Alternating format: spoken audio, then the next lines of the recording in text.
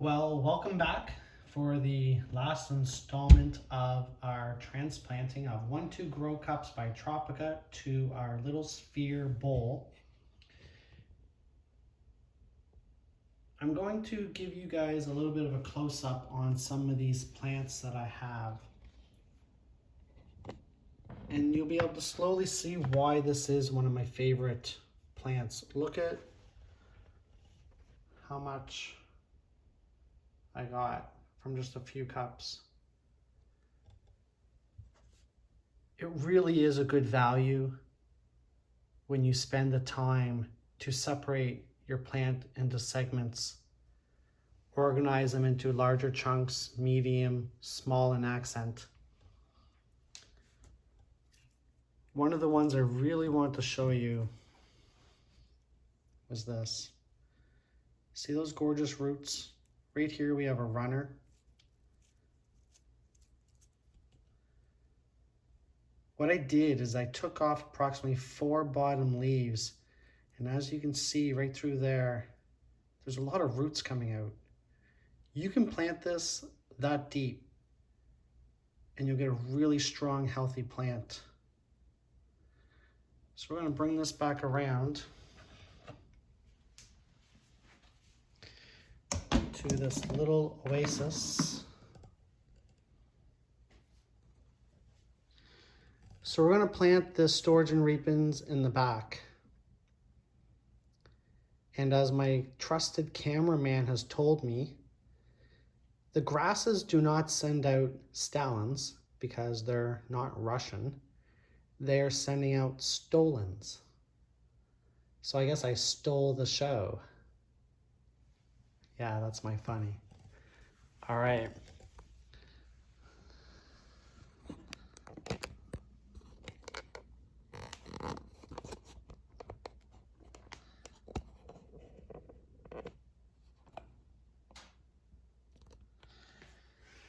So we're gonna move along there, guys. It is 8:41 at night. I don't know about you guys, but I don't watch a lot of TV anymore. Sure, when COVID first came around, you binge watch everything. But guys, I'm spending approximately 2, sometimes 3 hours in my now fish room, my den, my spare bedroom, just watching my fish.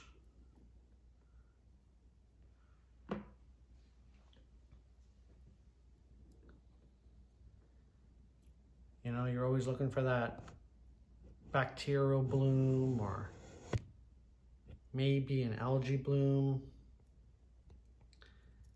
I don't know about you guys, but my arch nemesis is brown diatoms. A lot of people call it brown algae, but I think if you really just call it for what it is, you'll have a greater appreciation for brown diatoms, a single cell organism that is very common in beginning aquariums.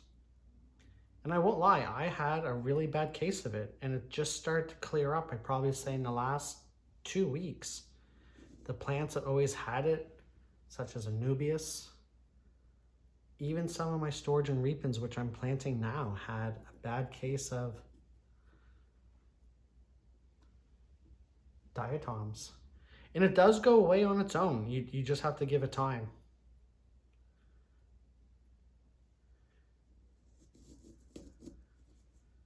I heard some cracking there.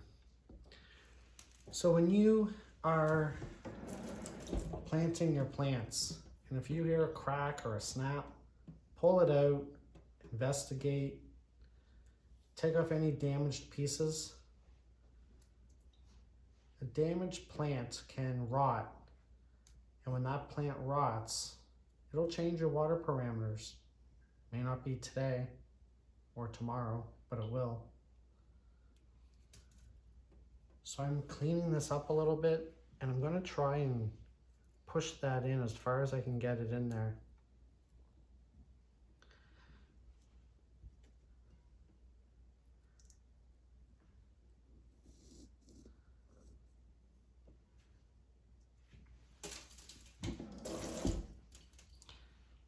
When you buy these plants as a tissue cup versus a full-fledged plant,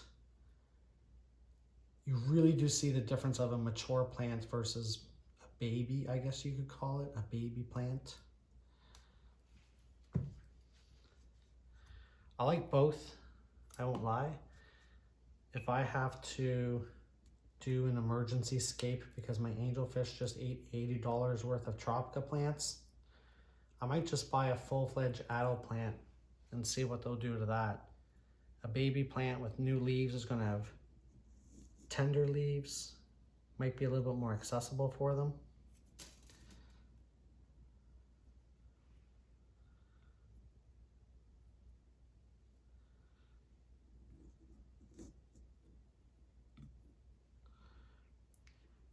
Sometimes it is my worst fear when I'm doing these plantings, is you never know if it's going to take until you start filling it with water. I probably won't show you guys that on video. I'll probably fill it with water, cross my fingers, and then show you a video. I guess my cameraman is now the water boy. It is very, very important to keep these guys moist. I know earlier I said they're resilient.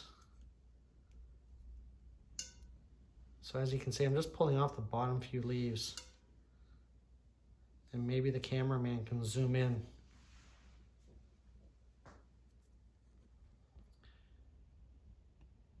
So right there you can see all those beautiful roots. Every time you pull off a leaf, you're encouraging the plant to send off new shoots. If you trim the top of the plant, you promote the plant to get bushy. Just like terrestrial plants, you can really manipulate your scape with pruning. Aquascaping just isn't about sticking it in the mud and calling it a day. Just like a garden that you tend to, or your house plants. You just need to get in there and just get your hands dirty sometimes. Now some of you might be asking me, but Raymond, why are you gonna put a fish in there? I'm just gonna be upfront with you guys with my betta talk. Bettas grow up, well, wild bettas are labyrinth breathers. They are natural inhabitants of rice fields, puddles, poor water quality, murky, muddy waters. Is it a lot of space? Yeah, this is probably 4 gallons. Is this betta going to be spoiled with a lush, aquascaped, plenty of room to swim in? You sure will. With that being said, I don't even know if I'm getting a boy yet, because One Fish, Two Fish has gotten some really nice female bettas in lately.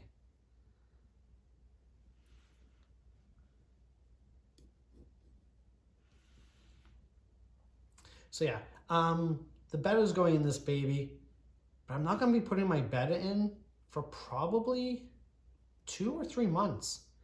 I'm going to really let this aquarium grow and establish itself.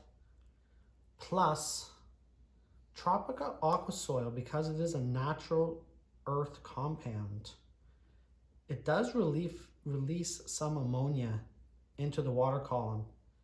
So it's not the best environment for a fish right away.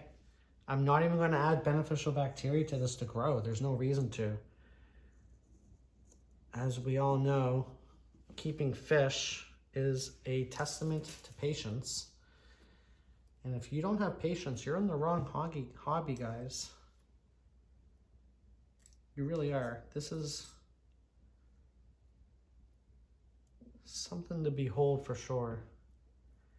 I kind of treat the fish hobby similar to, like, you know, people who make model planes and those little villages with little people and little trees. The only thing is that we're responsible for another being's health. You know, So that's why I want to take my time. I'm going to test my water on this, make sure the ammonia is cycling into nitrite, nitrate. And if at the end of the day, this is not a nice enough or a healthy enough environment for a betta, I'm not going to put one in. I'm not going to be a fool about it. But there's no reason why a betta cannot live in this gorgeous home.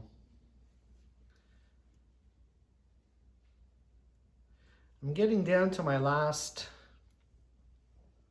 8 or 9 pieces, and I'm running out of real estate.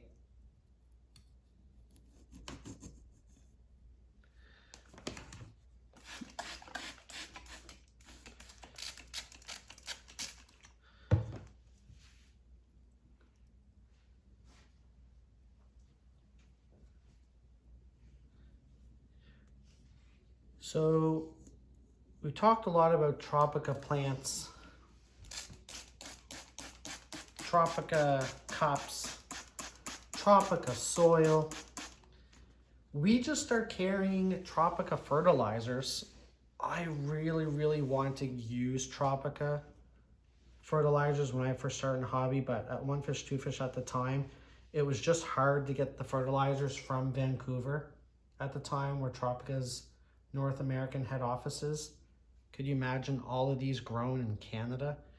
We're very fortunate that we have Tropica's trust to come to Canada and put their warehouse in BC. So what we do is we usually order our plants on Sundays, if not the latest Monday. Tropica ships them out to us on Wednesday, Thursday, and we get them usually on Fridays. If there is something you want, you come and see us. You can ask for myself, Raymond, or Mary. She loves doing the orders on Sundays, and we usually team up and sit in front of the 2 computers, and we'll look at the scientific name and not know what it is, and we go to the Google and we check out what Google says it is. Are you laughing at me because I said the Google? Oh, I'm my dad now, aren't I? Damn. All right, so the Google says, Raymond Jones, you're pronouncing storage and reapings wrong. It is what it is, guys. We're having fun. My boss gets a good laugh out of it. My coworkers get a good laugh out of it. So yeah, back to my coworkers. Whenever you're into the shop, we all have a specialty. Kyle is into saltwater. Nathan and Aaron are both in the saltwater and freshwater. Nathan does resealing of tanks. The boss lady, Erin Cosgrove, is into freshwater, and she's really good with the corals as well. She joined our team in the fall. And of course, you all know Jeff. And then we have Luke. Luke joined our team, a university student who is really into saltwater. He has a lot of aquariums as well. Well, guys, this is one heavily planted tank. Can we call it a tank? Sure, why not? Yeah, so if we don't know the answer to your question, we'll ask a coworker. We're all here to help you. But I will say that we all have our specialties. And it's quite fortunate at One Fish, Two Fish, there are 6 of us, 7 of us that we're always there to help you.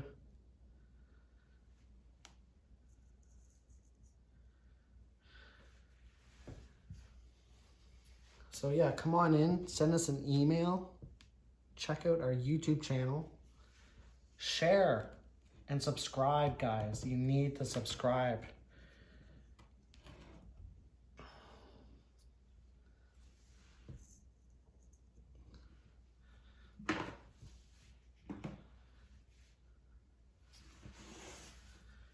So there we have it. We have a bowl with 3 1-2 Grow Tropica cups. We have Liliopsis brasiliensis, Storogen repens,